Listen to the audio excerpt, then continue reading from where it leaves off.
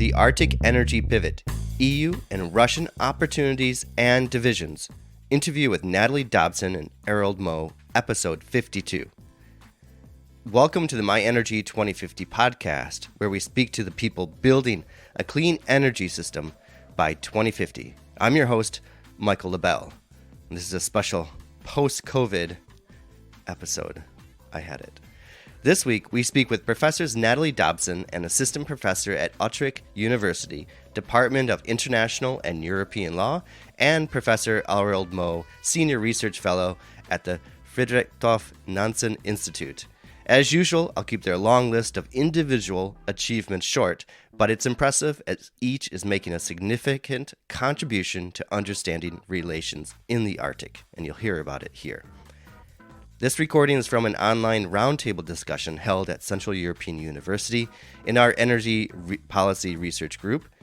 I've edited this discussion for the podcast, and as you'll hear, there's a wealth of information to inform how we understand both the EU's policy perspective towards oil and gas exploration in the Arctic area and Russia's ability to expand their own exploitation of the oil and gas wealth in the region.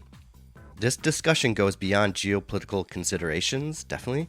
It delves into both the legal framing the EU is attempting, it's very interesting, to implement, and also the strategic decision-making done by the Russian state. For the previous episode, I discussed the soft power, hard power. I would suggest to actually listen to that and then frame what's going on in the Arctic region as an extension of the EU's attempt to regulate what goes on in the Arctic. It's really interesting. Okay, but back to what we discuss here. The key topics that are covered in this discussion fall under three broad headings: EU policies, Russian policies, and climate change and the Arctic. And what I lay out here, actually these are the key questions I gave to my students to discuss after the event, but they summarize very nicely what is discussed in this episode. So we have the category of EU policies, and there's three questions here. Why is EU policy towards the Arctic important? How has EU Arctic policy changed over time? It's very interesting. And how does the EU attempt to influence Arctic policy? Then we also have Russian policies that are discussed. What are Russian policies towards oil and gas exploration in the Arctic? What is the impact of LNG on Russian gas policies? And what is the history of foreign investment into the Russian oil and gas sector in the Arctic? All these questions are answered as their main discussion points. And then finally, the third category, this is an overarching one, is climate change and the Arctic. How important is the Arctic to combating climate change? Kind of had to throw that out there. What is the impact of warming climate on oil and gas exploration in the Arctic? And finally, the third question is, should there be a global freeze on oil and gas extraction from the Arctic? In addition to these questions, we have a short discussion about the impact of sanctions and what a war in Ukraine could mean in terms of Western sanctions on the Russian oil sector. So I don't want to be too flashy in the headline, but the discussion we do have about the impact of the 2014 sanctions when Russia invaded Crimea and what occurred and how that impacted oil and gas, mainly oil exploration in the Arctic, is interesting. And we have a brief discussion towards the end of the roundtable about what could happen or the impact in the future. A final note for regular listeners, though, the past few episodes, I've been struggling to get those out. I came down with COVID, and probably along with half the world. So if you haven't gotten it yet, you're going to get it, because I have no idea how I got it. I think it's because I actually went to work one day. Moving forward, though, I think I'm going to get back on the weekly schedule. This is really good, and I've got a lot of good ones lined up. Just got to get the energy back. And speaking of energy, the intent of the My Energy 2050 podcast is to spread the knowledge about how the energy system can assist our transition towards a greener future. And now for this week's episode. I want to welcome everybody. We have a good turnout so far already, 26 participants I see on Zoom, and welcome to Zoom. This is part of the, as I just mentioned, our Energy Policy Research Group, and also our current topics and energy policy. So for those that are interested, I'm going to edit this down and make it part of my podcast I have, the My Energy 2050 podcast. So I would say all of it will be in, but I would say the most relevant discussion points will be in that. And also, we will have this available for the students on YouTube on the course website as well, so you can watch it later too. And with that, let me do the introductions, and I'll go in the order that we're going to talk about. We have Dr. Natalie Dobson. She's an assistant professor at the Department of International and European Law. She's a researcher at the Utrecht Center for Water, Oceans, and Sustainability Law, and also the Netherlands Institute for the Law of the Sea. And you can make any corrections, Natalie, before I begin, so thank you. And we also have Arild, and he's very distinguished, and I'll keep his bio very short, but it's very long, and I would encourage everyone to look at all his publications and research projects on the topics that he's focused on. So we're very lucky to have both of them.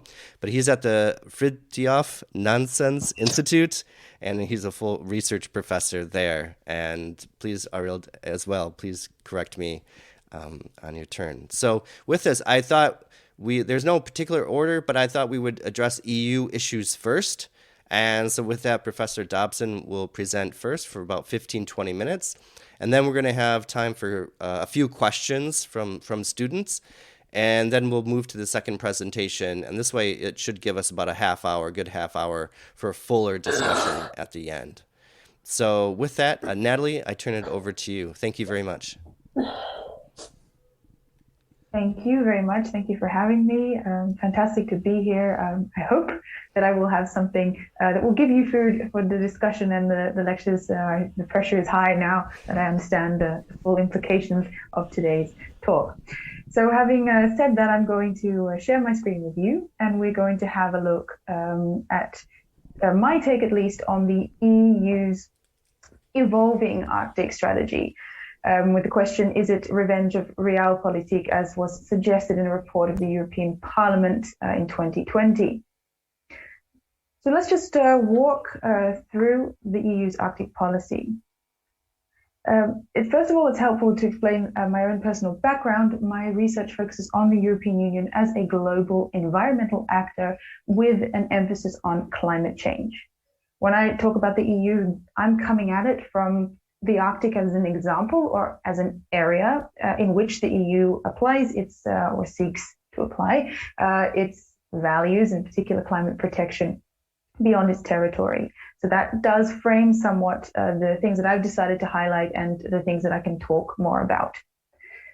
So if we look at the European Union, it's very keen to profile itself as a global actor, and particularly in the field of environmental protection and the climate.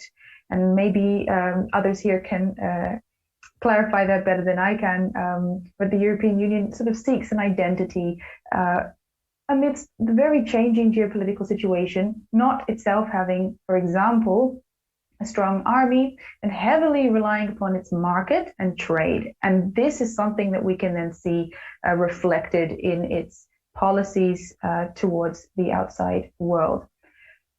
We can't understand the EU's newest Arctic strategy, which was published last year in October 2021, without the backdrop of the Green Deal and its Fit for 55 package. So we'll just start there. So in late 2019, the European Union rolled out its extremely ambitious new Green Deal with this aim to become climate neutral by 2050. One cannot jump from 2019 to 2050 climate neutrality without some kind of midway point.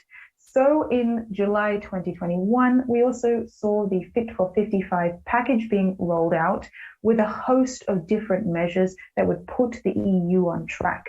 And in doing so, aim to achieve 55% emission reductions by 2030.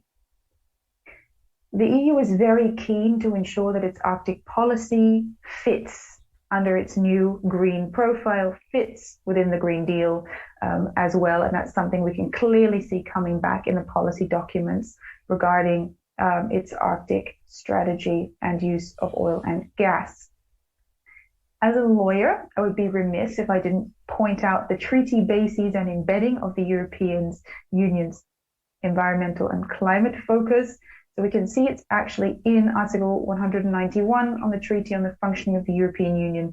This is a mandate and it is an objective that will structurally guide and steer EU policy. And that's something we see coming back internally. The EU will say to its member states, we have this mandate, this is why we're going to push the environment.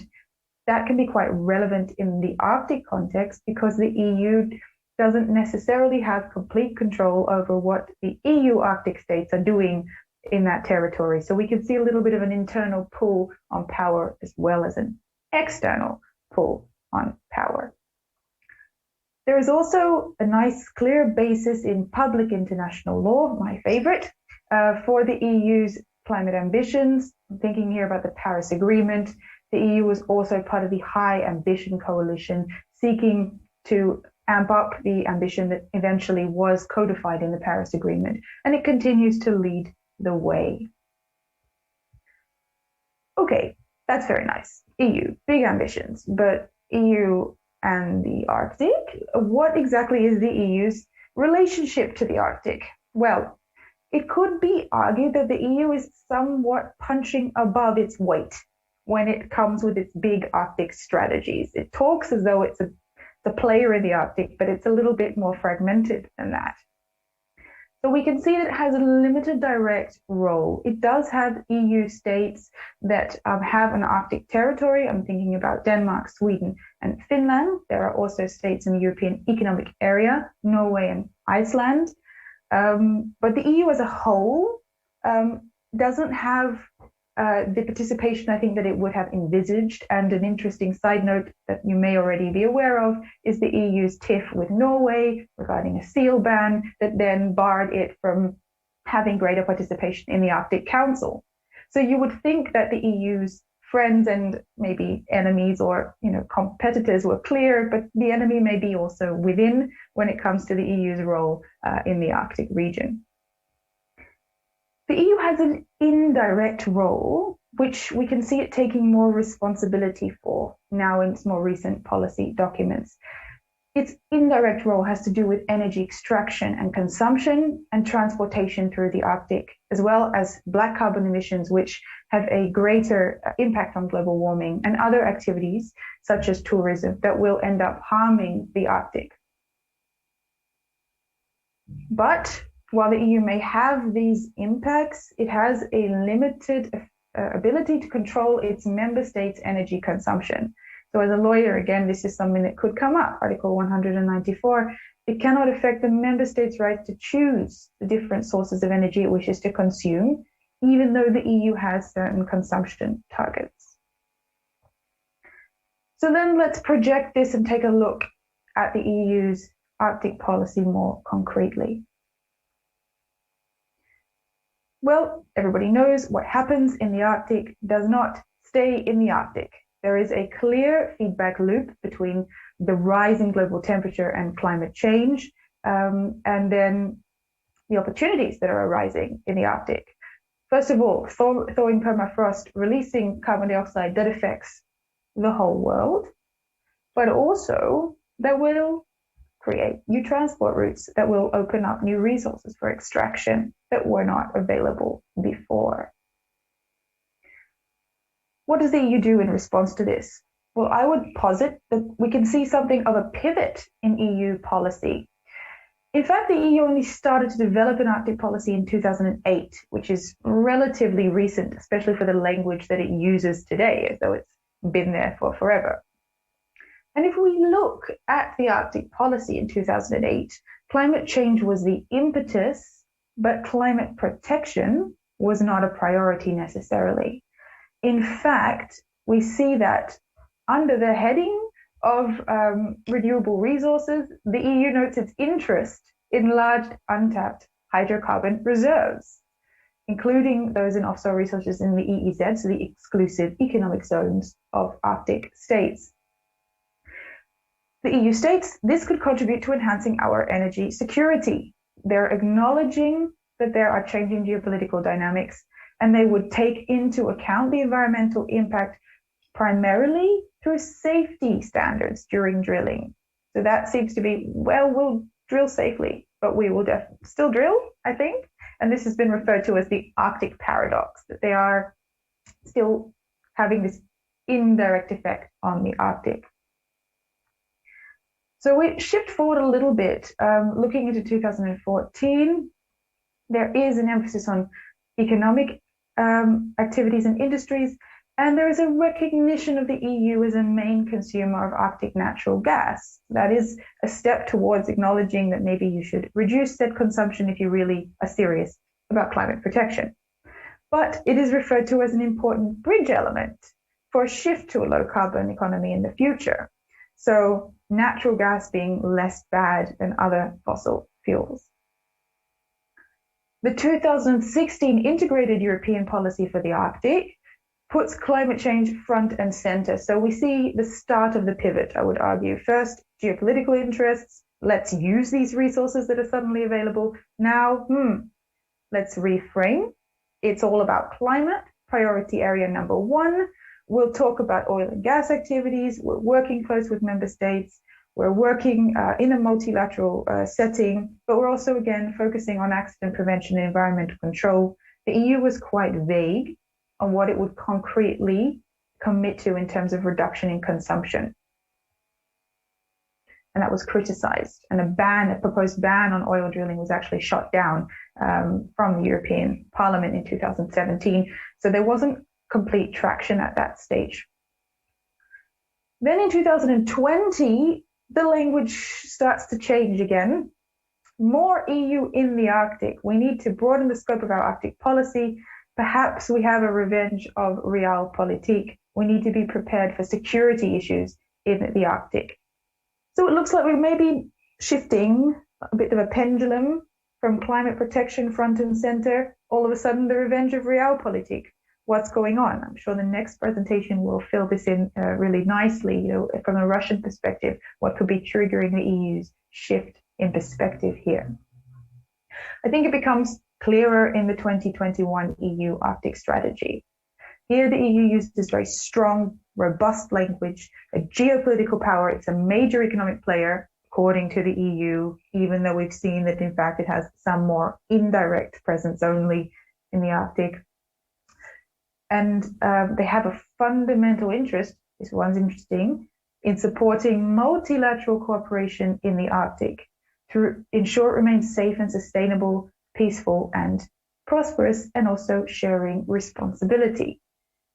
So if I look at this, it kind of seems to be a platter of ambitious and competing interests, because they see it's a geopolitical power, they have strategic day-to-day interest. What are they referring to? At the same time, they would like it to remain sustainable and peaceful. And the EU talks about a shared responsibility. So these are the strands that I'm going to unpack a little with you, and perhaps we can do together in our discussion later on. So two intertwined strands, broadly speaking, we're talking about strategic interest, and here Arctic resources and transport routes could transform the region and the geopolitical competition. So it could possibly threaten EU interests. So it's a geopolitical necessity. At the same time, the EU is talking about having responsibility for emissions in the Arctic, particularly as regards black carbon. An interesting point for me, who's focused on the EU as a unilateral actor in pretty much all of the rest of its climate change policy, is that suddenly in the Arctic, the EU is all about multilateralism. So to me, I think, where does this come from? I'm looking at the EU's Fit for 55 package. I see an abundance of very unilateral measures. And here, all of a sudden, the EU is saying, well, states have primary responsibility for what happens within their territory, but some things go beyond boundaries and could be addressed effectively through regional or multilateral cooperation. And here, of course, is the big one: push for oil, coal and gas to remain in the ground, including in Arctic regions. So this is our pivot completely. The EU goes from in 2008 saying, oh, look, resources are becoming available too. No one should touch these resources. They should stay in the ground. Interesting. How did this happen? Where is this coming from. So I'm not sure how I'm doing for time. All right. But we've got 5 more minutes. So for 5 minutes, let's unpack a couple of these things, and we can do that further later. So some queries that come to mind. First of all, I already sort of suggested this. How genuine is the EU's commitment to multilateralism here? If I look at the EU's other policy, its carbon border adjustment mechanism going to tax producers in other countries for carbon emitted in factories for energy intensive goods, its emissions trading scheme, which will apply to maritime transport, for example, and aviation emissions unilaterally. The EU does not really care that there are other international institutions, the International Maritime Organization, the International Civil Aviation Organization. It's going head on against these organizations to take a unilateral approach. But suddenly in the Arctic, it's all about multilateralism. Could it be it's because the EU is punching above its weight? It can't really deliver in a unilateral strategy. And so now that's why it's calling for multilateralism. Another question which arises, is the EU really taking responsibility for its greenhouse gas emissions in relation to the Arctic? So in principle, if oil, coal, and gas remains in the ground, this is great. It will enhance climate protection. But who would actually have to do that? The EU is primarily an importer of extracted oil and gas. 87% of its liquefied natural gas, for example, coming from the Russian Arctic, according to the EU's own strategy. So when it says we should all multilaterally keep these resources in the ground, is it actually not saying you should keep these resources in the ground? And then if we look particularly at black carbon, the EU stresses and acknowledges that 36% of Arctic deposition comes from the EU's own consumption. But what is the EU actually doing about its own black carbon consumption? There are ceilings in black carbon emissions that are, for example, included in the Gutenberg Protocol. Is the EU or are EU member states really ambitiously undertaking their targets? Well, that can be questioned. And is this really reflected amongst broader EU climate policy? And then the closing question, the realpolitik, what are the chances of success in getting other states on board? The EU says it's building on existing moratoria that are already there. Maybe we have some players that would be willing to commit. But how good is the EU at steering its own EU and EEA Arctic Council states? And what about the other states? And in particular, I'm looking at Russia. So with that, I think I can also close and hand over to our next presenter. Okay, great. Thank you so much, Natalie. Thank you. And excuse me. We'll open it up to, we're all clapping. So we got little signals for clapping, which is great. Wait, I want to clap too. Okay, there we go. And we have a few minutes for some questions. Would anybody like to ask a few questions before we move on to the next speaker? And Anastasia, I give it to you. Thank you so much for such a wonderful presentation. It was very, very interesting. I think, so my question is, I know that you're mostly looking at the EU as sort of a unilateral actor, but do you think that sort of separate member states could be better at sort of norm shaping in the Arctic? Because a few of them actually have observer status on the Arctic Council, like I think Germany and France at least do. Like, could they sort of be the propeller who actually forces other Arctic states to sort of comply with what the EU wants them to do? Or do you think that's not really quite possible? That's a really good question. I can answer it as a lawyer, which is that there's just a competence gap there because there are certain observer states just don't have the same power, and they also simply don't have the territory there in order to force others to get things done. And because you have sovereignty over your territory, that you just come up against a barrier. And perhaps, interestingly, by analogy, the EU has a similar problem in relation to aviation emissions at the International Civil Aviation Organization, and it told its member states that they should object to a proposal that the carbon offsetting scheme, the international one, will be the only offsetting scheme because the EU wanted to keep its own emission trading system as a parallel unilateral measure. And the EU ICAO member states just ignored it. Nobody went ahead and objected. So you can see the EU can be an observer and sort of yell at its member states, but the question, if they're going to vote against their own interests in concrete sittings, not always. Okay, thank you. And others? That's an interesting question. I would say that generally there is always lobbying power at play when the EU develops its legislation. But it also has open consultations when it has this legislative process. Here we're talking about the EU's Arctic strategy, which is looking more at its external relations, so it's slightly different. This will be steered directly or indirectly by industry interests. It is no coincidence that the EU is a great net importer of these oil and gas that it's willing to leave in the ground, where you don't really see that across other policy areas. So that could indeed be because they didn't come up against the same industry resistance. That's really interesting. Actually, it was sort of having this game in my head. Could the EU hypothetically create a rule of origin that it would not want to import oil and gas that had been sourced in the Arctic? That's something it could do without cooperating with the Arctic states, because it could just look at where did the resource come from. And it's also something it could then do with other states. If they all agreed, we don't want these oil and gas from somewhere that's so harmful. So hypothetically, there could be some kind of trade cooperation there. They may come up against the World Trade Organization. That would be a whole other ballgame. However, yeah, I guess the question kind of is, do states are going to pick their battles? Are states really going to support the EU pushing for a sort of tenuous and expensive approach to reducing extraction in the Arctic? I'm not sure. Okay, thank you. And with that, I will move over to Arild and for his presentation. Thank you. Thank you very much, and good afternoon, everybody.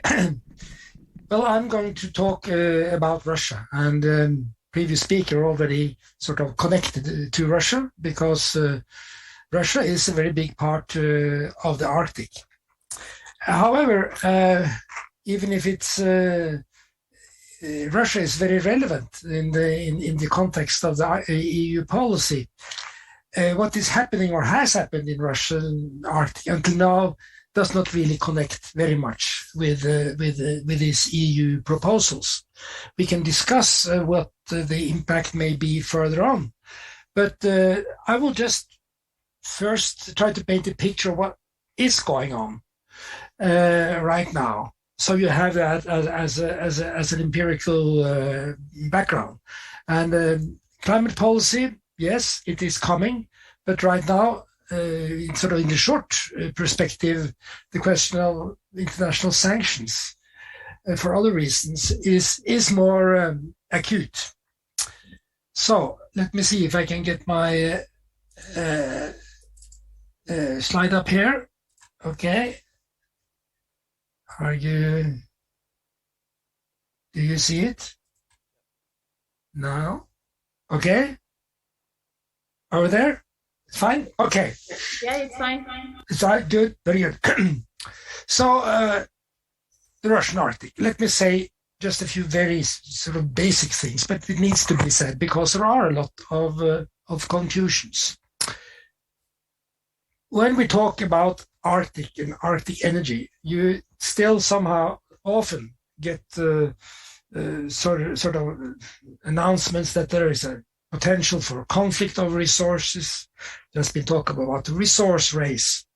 Maybe that sounds a bit old-fashioned now, but it comes up all the time.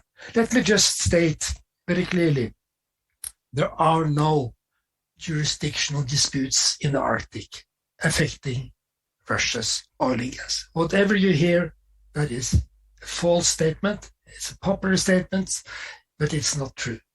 The resources we're talking about in the Arctic are safely within national jurisdiction. There are no contested borders.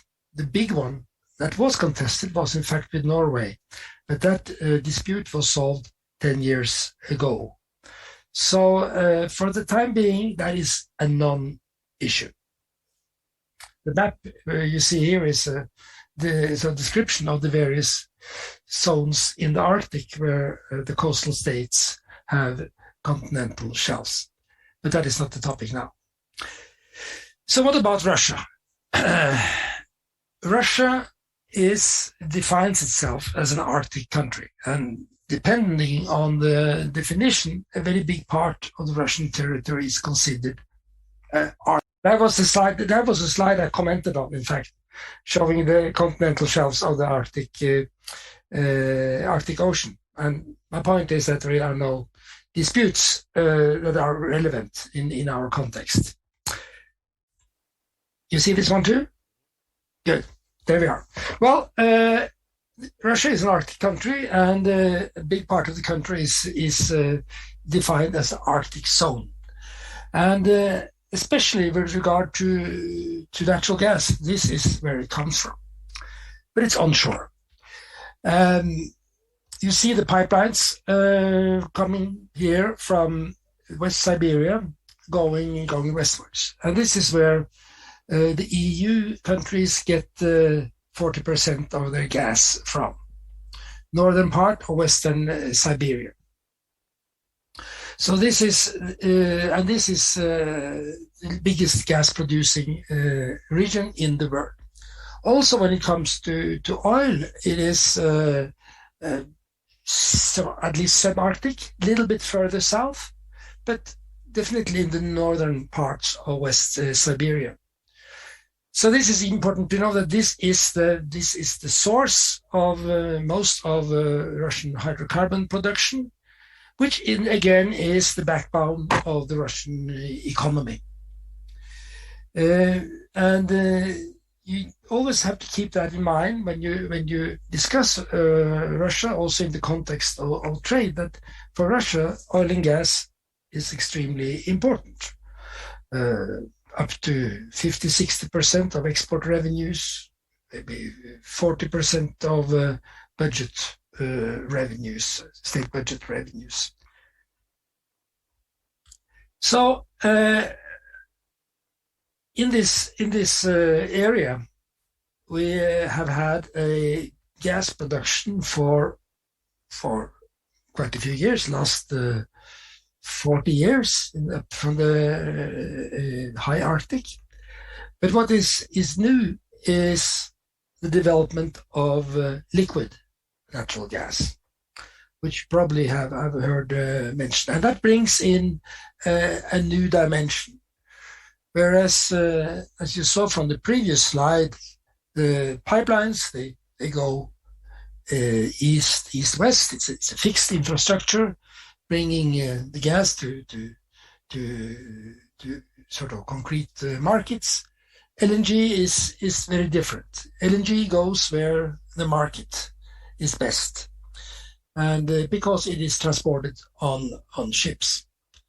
And the development that has taken place way north on the Yamal Peninsula over the last 10 years has been quite surprising to many. Nobody, very few at least, had expected that it was possible to complete big industrial project on time, on budget, in the Russian Arctic, where everything had to be brought in from the outside. But in fact, that happened, and the Yamal LNG project opened in 2017. And this gas, which is liquefied, is transported on ship, as I said. It can go east or it can go west. This is, of course, quite interesting because it gives flexibility for the seller. The project is operated by a private Russian gas company, Novatek, but with considerable participation of Total from France and Chinese companies. So it's quite interesting. and it brings gas both to European buyers, but mainly to Asian markets, either directly to Asian markets or via transshipment in Europe. Transshipment is something you do when you transfer the cargo from one carrier to another. And here we also have plans, or at least not only plans, but concrete projects to do something more, namely to transship and liquefied natural gas from the specially built ice-breaking LNG carriers that are used in the Arctic into regular, conventional LNG carriers, which are less expensive to build and also less expensive to operate. Well, that is maybe a detail, but I think the main message from this slide should have is that the LNG brings flexibility in Russian gas exports that the pipeline gas does not have. So, but what about offshore? The Yamal LNG is an onshore project, although it's close to shore. But Russia also has had big plans and expectations for offshore oil development. Russia has very big oil resources onshore, but over time the best fields have been depleted, and the fields that are not produced are smaller, more complicated, and more expensive to produce. However, for quite some time it has been undertaken exploration offshore, which indicate that very big discoveries can be made offshore. So Russia embarked on the policy to develop these potential resources. This started for real some 10, 15 years ago. Problem was that the Russian oil industry did not have much experience offshore. At the same time, there was a quite strong nationalistic wind, which limited the possibility for foreign companies to participate. So quite little happened, even if the declarations were high. In fact, this is the only operating offshore oil field offshore in the Arctic.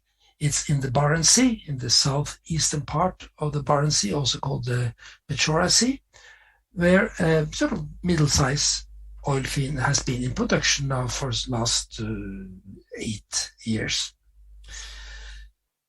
Otherwise, it hasn't been possible to start production because of the limitations I said. However, Russia did sort of adjust its policies to some extent. And some 10 years ago, the Russian oil giant Rosneft was given sort of the order to develop Arctic oil together with foreign companies. The foreign companies would be in a minority position, but be very important for these projects. So by 2012, a series of cooperation agreements were made with foreign companies, with the Norwegian company Statoil in the Barents Sea, and also with Eni from Italy in the same area. But most of that is the section you see up in the left upper corner, which is the previously disputed area with Norway on the Russian side. So that was divided into two cooperation alliances, one with Statoil and one with Eni. But all the other projects were put into a cooperation arrangement with ExxonMobil from the United States. Huge package of fields. And on this map, which is some years old, you see the license areas which were given to Rosneft, and which Rosneft then turned into cooperation projects, mainly with ExxonMobil. So the ambitions were high, resource base promising.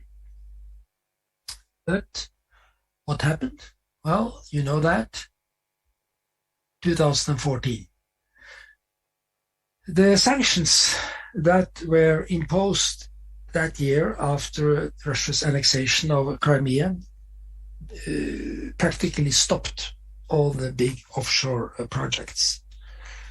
The cooperation arrangements were frozen because of the sanctions on the Russian oil, Arctic oil. At the same time, the oil price fell, which also made Arctic offshore look less attractive. That is a very important factor. And not only Russian Arctic oil, but also other expensive offshore Arctic projects.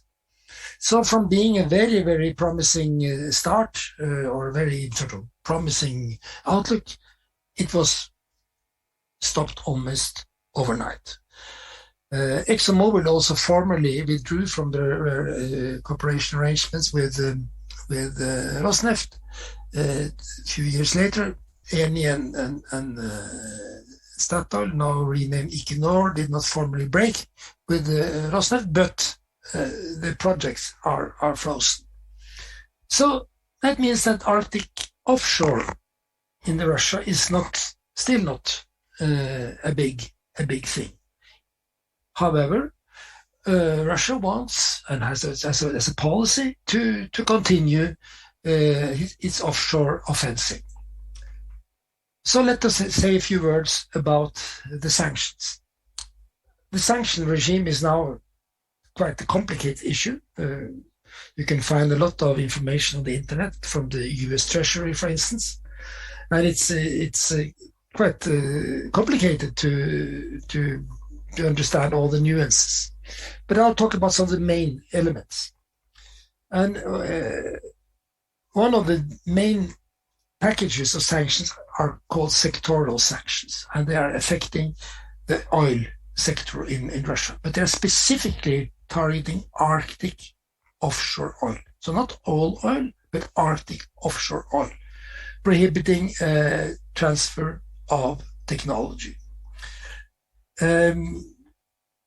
That was clearly a severe blow to Russia, which does not have that kind of technology. As a response, Russia has declared that it wants to develop more of its own technology, so-called import substitution. To some extent, it has been able to do that, but clearly not fully, and clearly not the technology of operating complicated Arctic projects. So it still is fairly little happening offshore in Russia, but some exploration is going on. And the exploration activity is partly being undertaken with Chinese exploration rigs. They have that possibility.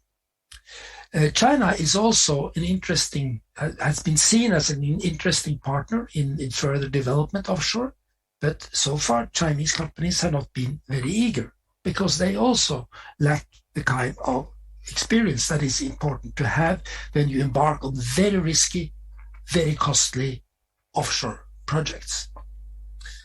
There have also been financial sanctions, cutting back on the possibility of particular companies to get external credits. That relates both to Rosneft and to the gas company Novatek, which was developing the LNG project on the Yamal Peninsula I mentioned.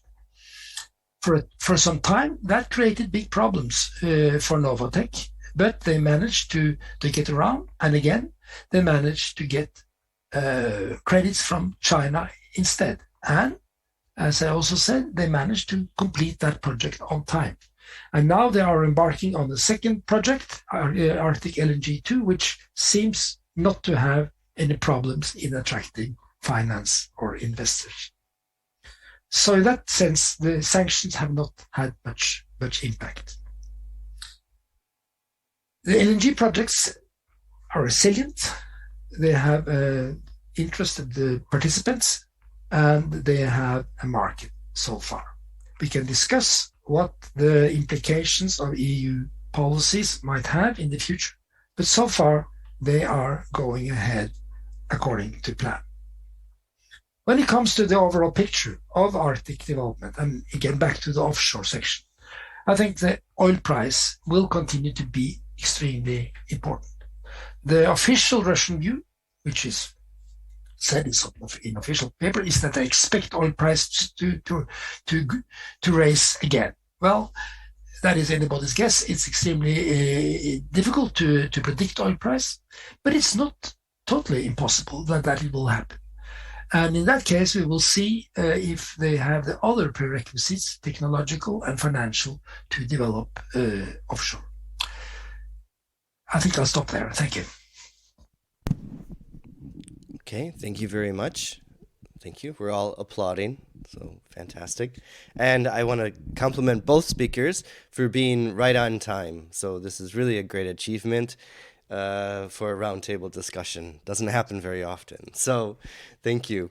Okay, what I would do, wait, I have to see here. Okay, I need to change that. What I'd like to do is ask the students or the audience for questions, some short questions, and then we'll broaden it out, and I'll get back to the chat with the questions as well. So, or you could also put a question in the chat too. So, can I ask someone to go first with a question for Arild? Okay, we'll pull on Anastasia. Thank you. Thank you so much for a wonderful presentation and all of the stuff you wrote, because I read quite a bit of it. So I guess my question is moving a bit from the presentation itself. I think part of the reason why I was interested in making this roundtable about the Arctic is that I'm interested in sort of Russian policy in the Arctic in particular. And the question that's been sort of bugging me is that, sort of, as you mentioned, Russia doesn't really have the technology for offshore, and the Arctic currently doesn't really seem to be giving Russia as much money as it seemed to have thought it would be able to extract from the Arctic. And yet it still sort of chooses between, when it thinks about climate change considerations versus drilling more and making more projects, it still chooses to sort of go for more projects, despite the fact that we know, that the Arctic infrastructure might crumble because of the thawing, and that it will cost the Russian economy quite a lot of money. So why do you think sort of the calculus of thinking in the Kremlin is like that, when we can't really predict oil prices, we don't know what the EU is going to be doing with oil in 20 years, and yet still they seem very committed to sort of overlooking environmental protections and only focusing on sort of markets and selling more oil and gas? Well, there is, in fact, over the very last years, an emerging discussion in Russia about the outlook for Russia as an oil and gas exporter in light of the energy transition. And it's been a remarkable, I would say, change in the official discourse. A low carbon strategy was adopted this last fall, not very concrete on policy measures, but at least painting a picture, a direction, and talking about the threat to the Russian economic model, as you also indicate. So that is a discussion. However, short-term policies are not changing, and they see that oil and gas will remain big internationally for the foreseeable future, and that Russia has a lot to offer. The government is extremely keen on LNG and see that as a growing income source, because they feel that the European market may be stagnant. So that is strong support. When it comes to oil, yes, they have these offshore dreams. I think they are sort of not unrealistic, but they are very uncertain. But what they do support is enormous oil development onshore in the Arctic, which I did not mention. Which, if it's being carried out like according to plan, will entail the biggest oil development in Russia since the 1970s, and it will also entail transportation of oil by sea. So you have a very strong sort of momentum in carrying on with large-scale developments. You may question the as you do, what are the sort of what is the profitability of those projects? Well, when it comes to LNG, it seems to be quite good investments.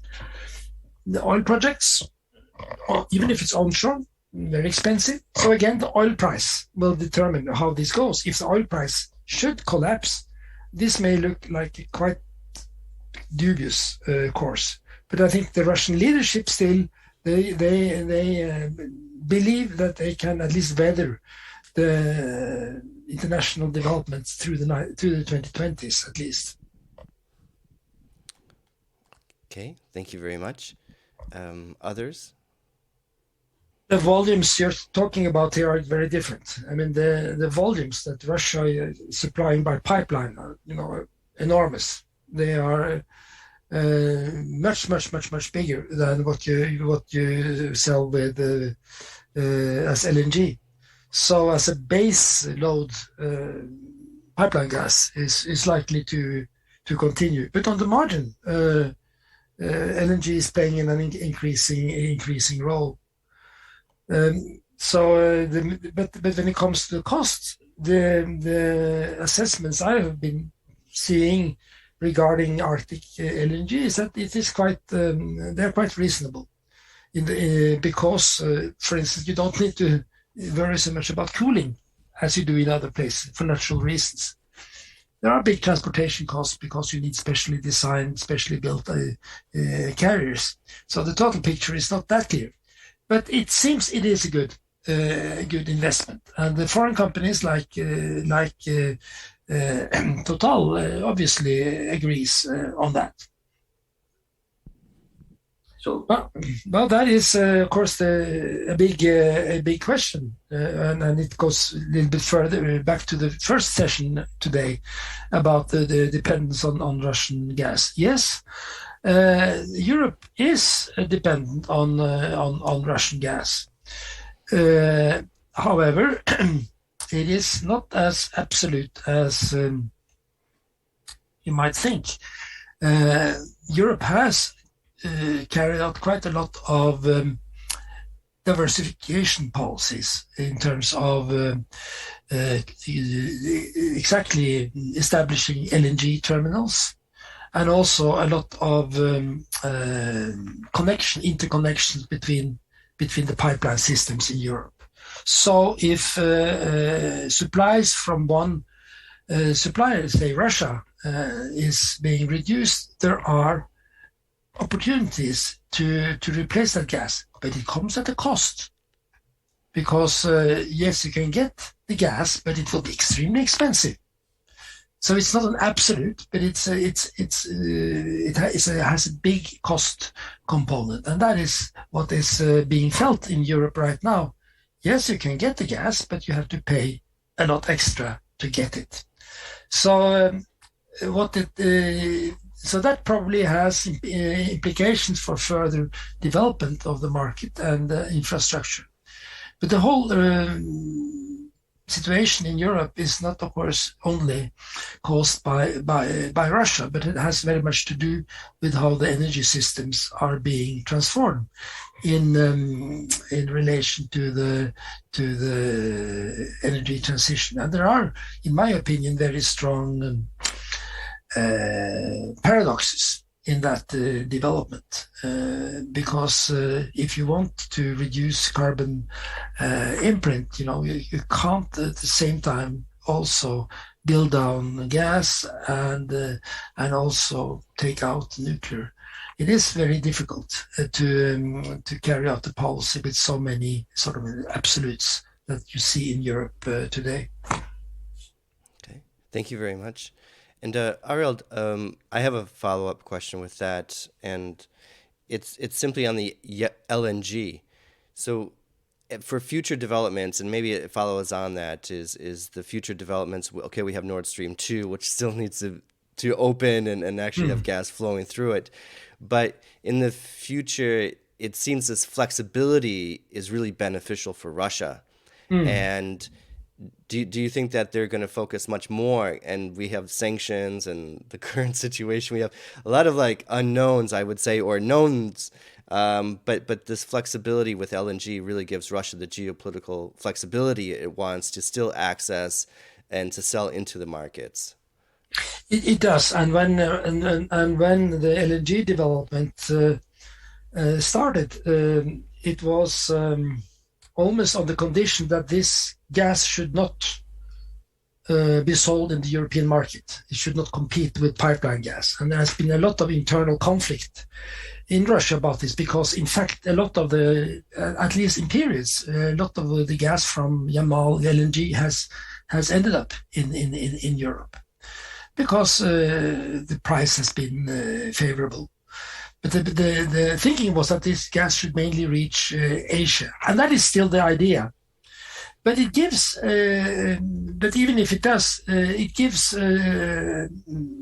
both Russia, but also the buyers, flexibility. So also from a supply point of view, the existence of several LNG hubs around the world can be seen as a good thing in terms of energy supply security. But seen from Moscow, this is a way of reducing the very big dependence on the European market. Mm-hmm. So they can still develop and still sell into Europe, but they also diversify at the same time. Yes, exactly. Mm-hmm. And okay, I wanted to turn to Natalie, and then we'll broaden it up. Natalie, maybe you had some reflections or some questions to follow up with what Arild had stated already. Thank you. Well, first of all, thank you so much for this interesting presentation. I learned a lot as well. I think I really like the geographical visuals that really help to clarify what is exactly going on. Maps are always useful. Yeah, they're really, really useful. And as a lawyer, questions can come up, whose map is this? And did everybody agree on the map? But I think for this purposes, it's a nice authoritative map. Well, I think maybe just to catch on to the last thing you said, so Russia's dependent on the European market as an export. And when I look at EU policy, I kind of sense also maybe EU is dependent on the Russian supply. So how do you see that playing out in that interdependence going into the future, especially with the sanctions and now the gas prices in Europe, etc.? Yeah, that is a big paradox, and of course you have some the political consideration on top of the sort of general commercial supply depends, and you can say that the policy of Europe has ambiguities. On the one hand, being dependent on Russian gas, at the other, at the same time saying we don't want to be more dependent. Saying two things at the same time. But I think that going back to your presentation, this declaration about the possible ban on Arctic hydrocarbons, well, it should be maybe more concretely stated what they're after. Are they talking about offshore? Are they talking about oil? About gas? First of all, of course, climate is a global issue, and when it comes to emissions, it doesn't matter where it comes from. So in that sense, it's a little bit, why should you single out the Arctic sources from other sources? That can be questioned. But there are also particularly, I know that in the discussion in the EU, there are also particular environmental concerns, which are not climate related, but are related to the conditions for development. And that could be some projects in the Arctic could also be projects elsewhere that you would single out because they are environmentally detrimental. But there is, if you at one hand say that 40% of our gas comes from the Arctic, and at the same time say that we should put a ban on exploring those resources, and then I think it begs the question: well, if you don't want that gas, don't buy it. It is. I feel that the EU policy here is very sort of about declarations and not so very balanced and realistic.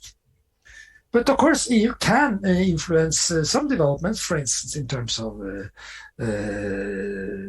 limitations on participation, on finance, and so on. And it can also influence in terms of as a buyer, but not overnight. Definitely not overnight.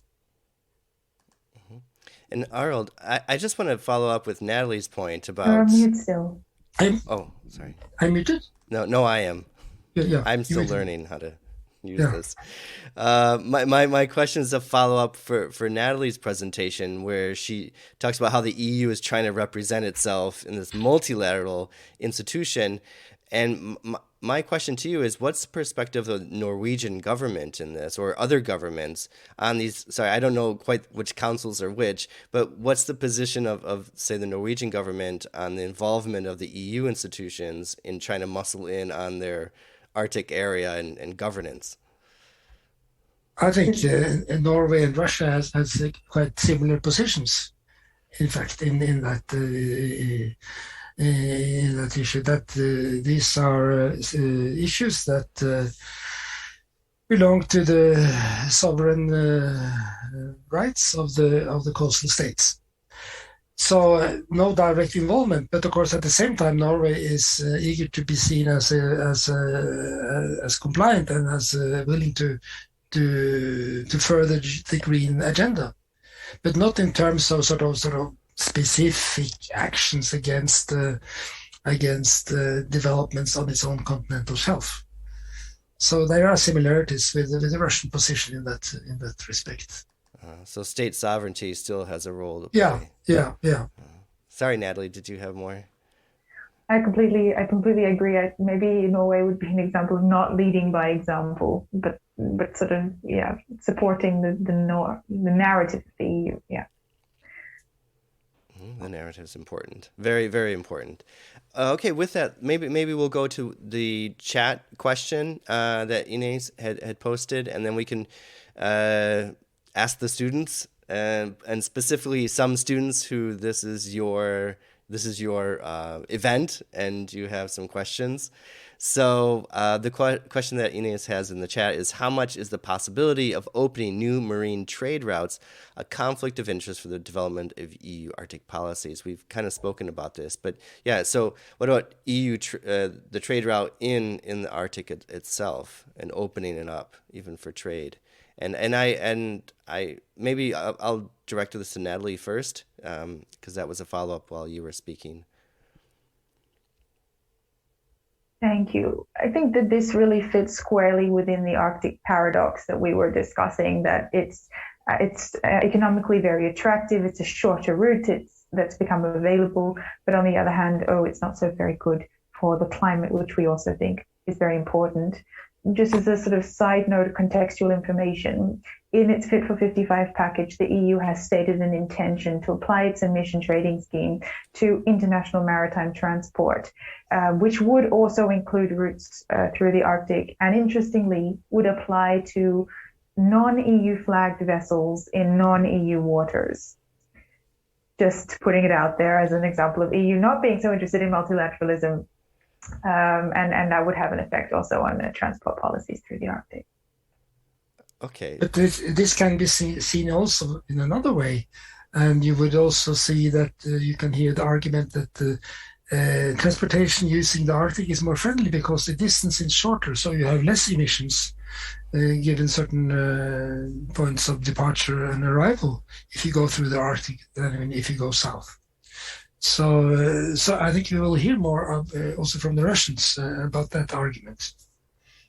And this sort of fuel will make a difference as well, because they've got new bans on heavy fuel and the kind of emissions that you would have when transporting through the Arctic. If you did that in a cleaner manner, perhaps the objections would be lower. Absolutely.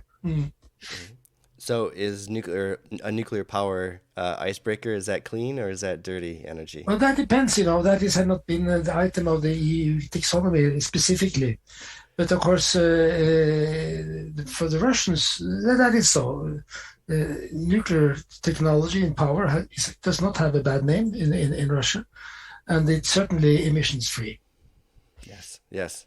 And especially in comparison to bunker fuel or whatever the ships are using. Okay, students and other participants that have joined. So I'm still really impressed with how people have heard about the EPRG event and joined in. So we have 2 participants that have raised their hands. So Akshay. Thanks. That's an interesting one. And in fact, one of the critiques of this new strategy was, why didn't the EU distinguish between oil and gas in its keeping oil and gas in the ground, considering that these two are not on the same par with each other? So that's something that's quite vague at this stage in EU policy.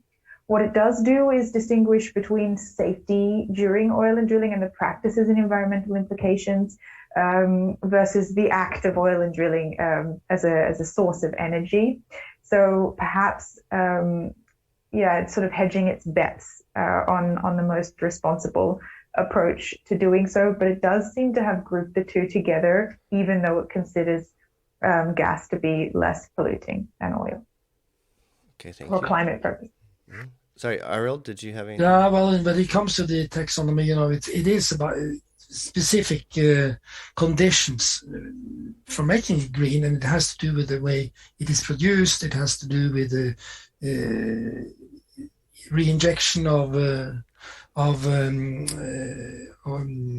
carbon dioxide into storage. It has to do with combining it with hydrogen. So there are several limitations, which are not easy to fulfill as of today.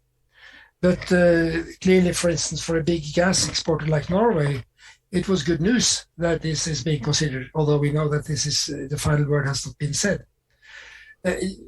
Talking about accidents, if you talk about offshore accidents or transport accidents, it's clear that an accident with an oil rig and an oil tanker would have much bigger environmental effects than an accident with a gas carrier.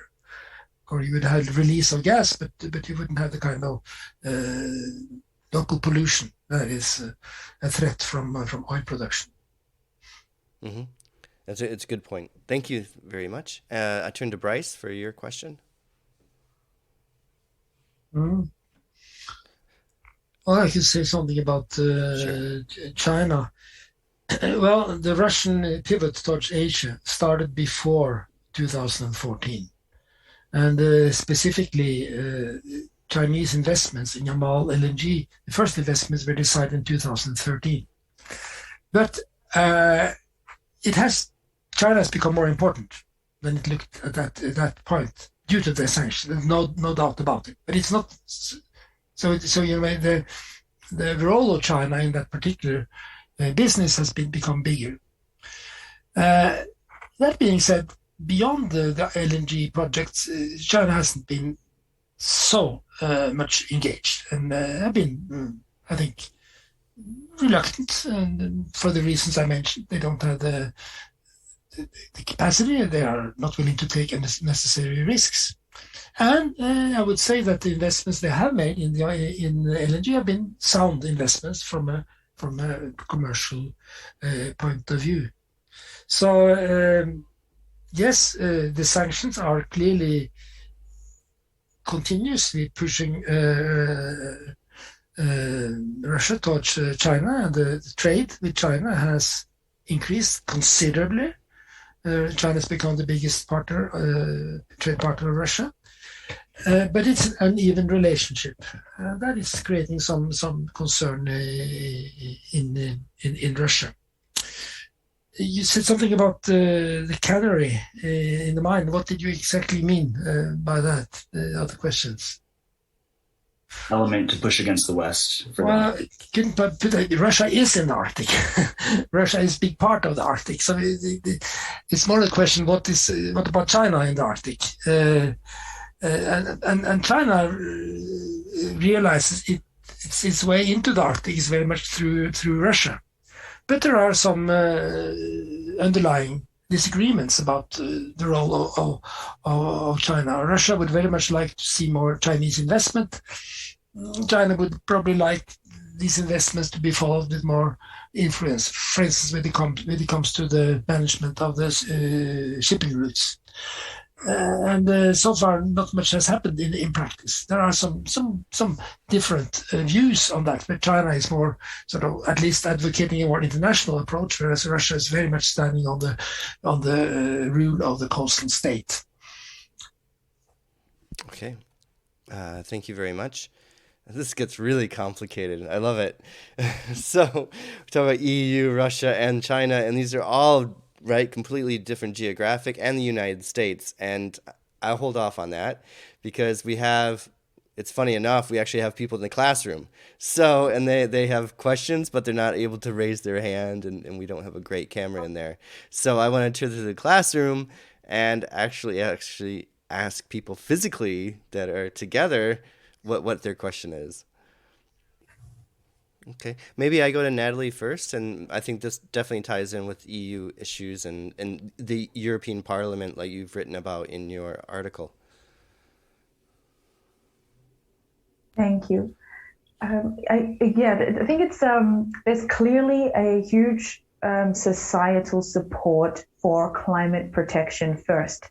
I think the visions of poor polar bears and melting ice caps are scary, and people will then be inclined to support texts like no extraction from the Arctic, and that could be some reasons why we see a lot of these declaratory statements in EU policy. But then comes the question: how did you want to heat your house, and how are we going to distribute the costs? And then suddenly people don't want to pay, and so we get this tension between ideological interests and sort of very immediate, short-term, individualized interests. And then it becomes quite difficult to see how those translate. And I would suggest that sometimes the EU is eager to please its electorate and also to identify itself, to define itself on the global stage as being very green, but then it kind of indeed gets itself into a bit of a corner with how it's going to realize that, especially in the shorter to medium term, which is something I think that also came up. We can maybe think about the longer term, but what are we going to do if we suddenly stop drilling tomorrow? Yeah, and the price, look what happens now, right? The price is already super high. Super high. In the Netherlands, this is ridiculous. In the Netherlands, we had to stop drilling in the north of the country, in Groningen, because of the earthquakes that were being caused. We're now highly dependent on imported gas, in particular from Russia. And because the price is going to be so high, even though the Netherlands has clear climate goals, the entire of the Netherlands is getting a subsidy, including us, 400 euros on the increase in your gas bill this year. Wow. Yeah, because we can't afford the sudden increase in our gas bill. And we don't have an alternative. We don't have a short to medium term strategy. We just have long-term ideals. Yeah. It goes right against the EU kind of competition idea for residential home. And not even to mention the Fit for 55 plans. Right. Or the Dutch own plans in the very famous Agenda judgment, in which it was found to have not enacted enough domestic climate change policy. So it's a bit embarrassing.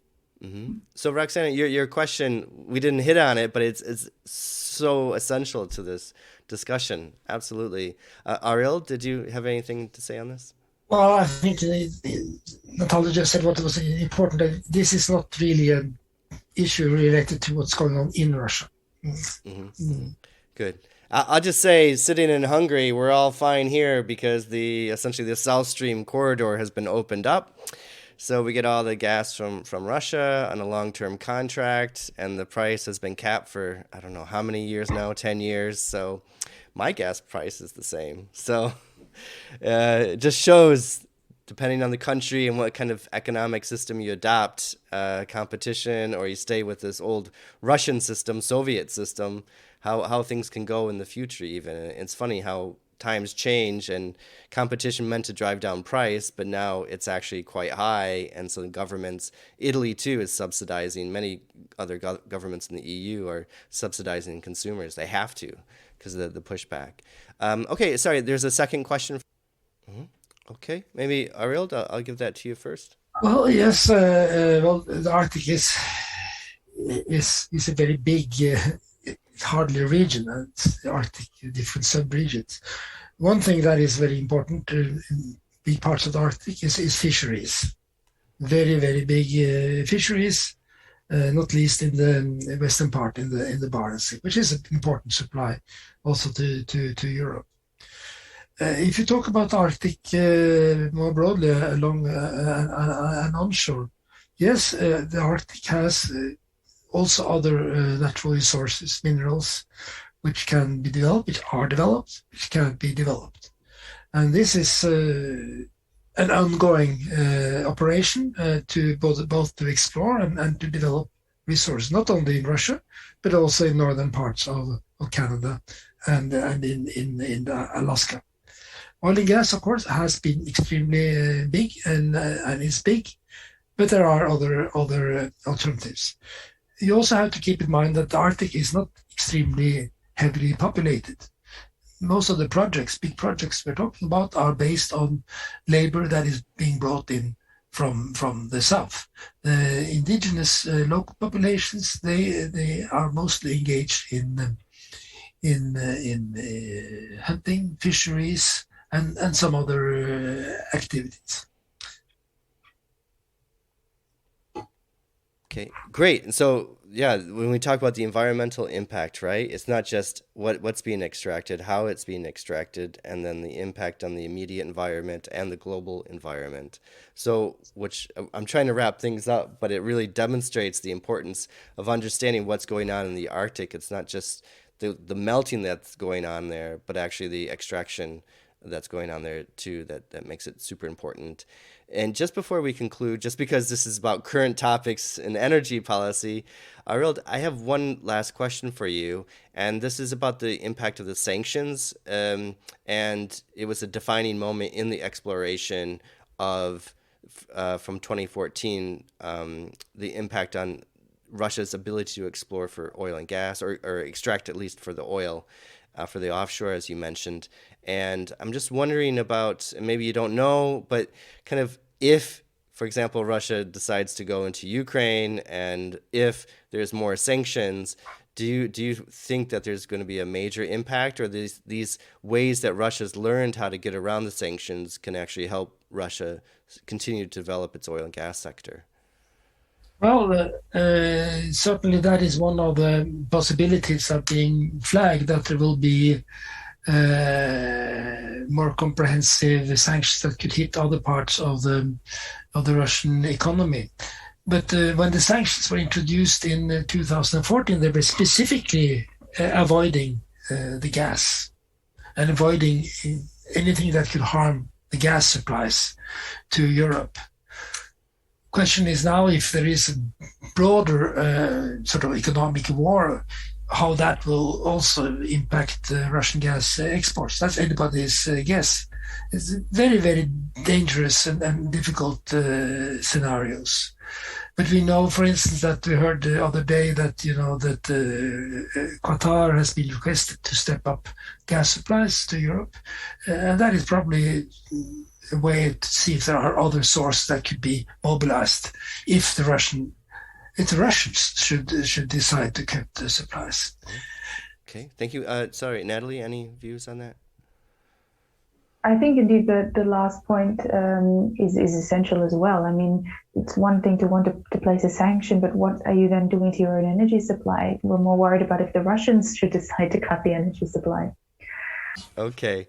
All right. Well, I definitely want to say first, before we go, Anastasia Postnova for helping out, and Roxana Bukata. They really helped bring everything together. So thank you. And certainly for Arild and Natalie for making the time spent preparing to come and sharing their expertise. As you see, it was an excellent event. And I want to thank both the students that prepared and also people that came for our EPRG event. So thank you very much. And with that, I'll conclude. So thank you all. I really appreciate it. Thank you for joining us for this episode. We produce the My Energy 2050 podcast to learn about cutting-edge research and the people building our clean energy system. If you enjoyed this episode or any episode, please share it. The more we spread our message of the ease of an energy transition, the faster we can make it. You can follow us on LinkedIn, where we are the most active on the My Energy 2050 webpage, or on Twitter and Facebook. I'm your host, Michael LaBelle. Thank you for listening to this week's episode.